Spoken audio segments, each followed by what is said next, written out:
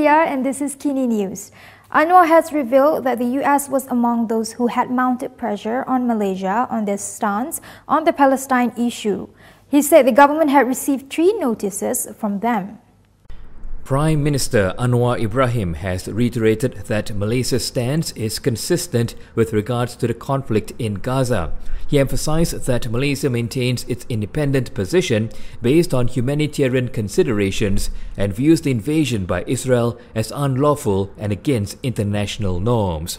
Anwar said this in his reply to Pulai MP Suhaizan Kayat regarding threats that Malaysia received from Western countries. Anwar also revealed that the Foreign Ministry received 2 démarche notes from the United States Embassy on the 13th and 30th of October for its reluctance to consider Hamas as a terrorist group. Another was received by Nasri Abdul Aziz, the Malaysian ambassador in Washington.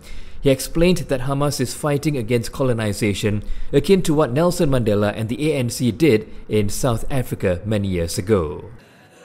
Nelson Mandela dan ANC, African National Congress, itu selama puluhan tahun dianggap oleh negara-negara barat sebagai badan pengganas atau teroris. Yang mereka lakukan adalah tindakan menentang sikap kejam apartheid yang menjajah Afrika Selatan. Yang dilakukan oleh badan-badan termasuk Hamas adalah membantah penjajahan dan keganasan Israel ke atas Palestin, khususnya Gaza. Jadi pandangan kita agak konsisten. Anwar also urged Malaysians not to let the Israeli-Palestinian conflict divide us and called on citizens not to have double standards on the meaning of independence. He said we fought against the British for our freedom and questioned why we are not taking a similar view in Israel's occupation of Palestine. Meanwhile, the Palestine Solidarity Week in Schools program continues to be a polarizing issue. When quizzed on the issue today, the Unity Minister declined to comment, saying that if it was about this unity, then don't ask him. National Unity Minister Aaron Agudagang declined to comment on a heated discourse about Palestine Solidarity Week. When asked about it during a press conference today, Aaron said he would not entertain such questions and told reporters to ask the Prime Minister instead. He said he was the Unity Minister and wanted unity, not disunity. Palestine Solidarity Week is being held in schools and other educational institutions from yesterday to this Friday. The Education Ministry justified this as being necessary to explain to students about the Palestine-Israel conflict. However, the program, which is said to be not compulsory, drew brickbats from critics who argued that international conflicts should be kept out of schools. Earlier today, while speaking in Parliament, Anwar had said that he supported the Education Ministry's call to encourage students to follow the developments of the issue. He added that there are guidelines and they should not encourage hatred among students, but rather enlighten them and allow them to know about what is happening, the oppression and dispossession. The Education Ministry has also released an infographic on the do's and don'ts of the program. Still on the Palestine Solidarity Week, a group of NGOs has urged the Education Ministry to retain the program. A group of NGOs have urged the Education Ministry to retain the Palestine Solidarity Week. This came following criticisms over the program. In a statement, the group referred to a specific incident where children were seen play acting with mock rifles and said that they could understand parents' concerns. However, they claimed that it was just an isolated incident and said that it would be a great pity if just one isolated incident is used as a basis to scrap a noble educational undertaking. The group pointed out that the incident occurred before Palestine Solidarity Week started and had nothing to do with the program. They said that the ministry had already taken disciplinary measures against the school management involved, and if deemed appropriate, the event can be limited to just secondary schools. The group added that the Palestine Solidarity Week is a program with a good and noble intention of creating among young people the awareness of and sympathy for the plight of the Palestinians, which is an issue of humanity that transcends ethnicity, religion and nationality. The statement was signed by 18 NGOs, which included Angkatan Belia Islam Malaysia, the Palestinian Cultural Organisation Malaysia, and the Malaysia Consultative Council of Islamic Organisation. The Palestine Solidarity Week officially started yesterday and continues for the rest of the week. In the run-up to the event, however, several schools had drawn controversy with their own pro-Palestine events. Previously, the Education Ministry had said that the program aims to teach humanitarian values such as human rights and courtesy. Donate to Kinitv to show your support and help us sustain as an independent online news portal that delivers breaking news. Do support us. Your contribution matters. A former Selangor Exco member has hit back at claims over a posting of a video clip promoting nasi kandar babi. He said it was illogical to think that it may create confusions among Muslims. A former Selangor Executive Councillor has criticised those who claimed that a video promoting nasi kandar babi may create confusion among Muslims.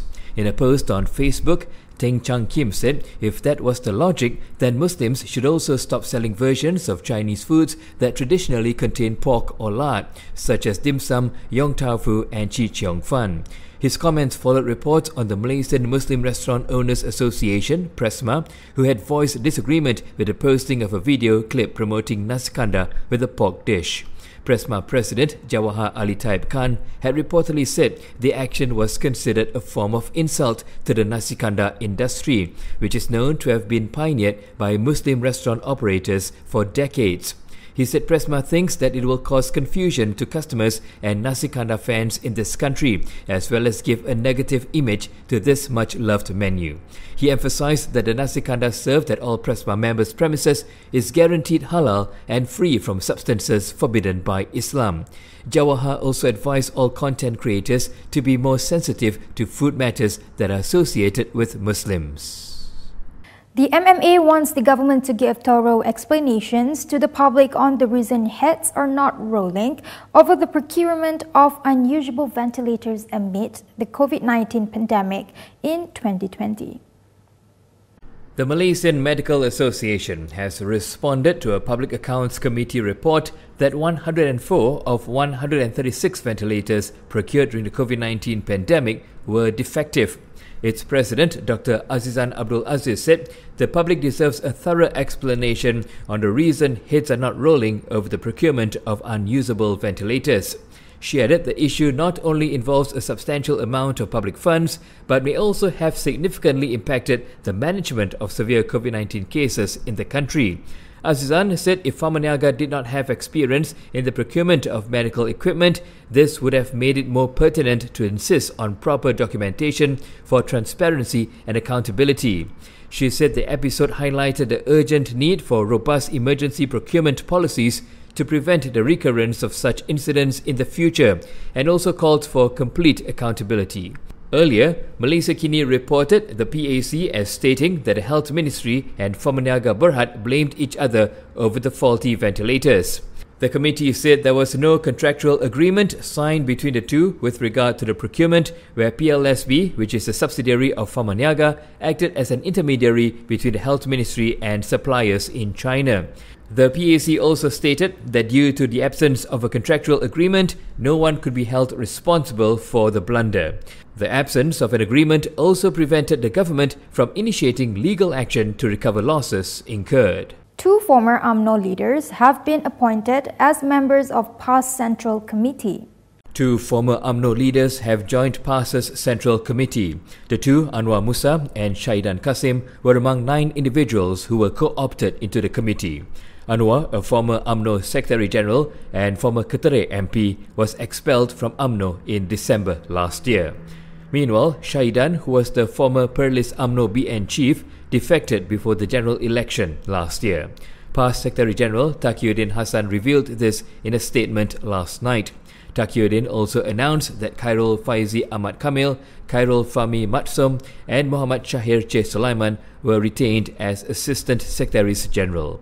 Also appointed to the committee were Pasir Putih MP Nik Muhammad Zawawi Saleh, Kuala Langat MP Ahmad Yunus Hairi, Penaga State Assembly Person Muhammad Yusni Matpia, Lawyer Wan Rohimi Wan Daud, Academic Muhammad Zuhdi Marzuki, former Termelo MP Nasruddin Hassan and Muhammad Masri Yahya. Meanwhile, PAS retained 13 out of its 14 state chapter chiefs. The sole change saw Paumin Muhammad Aminuddin Aling being replaced by Ali Akbar Gulasan as the Sabah chief. And that is all from me today. For more stories, you can go to KiniTv.com.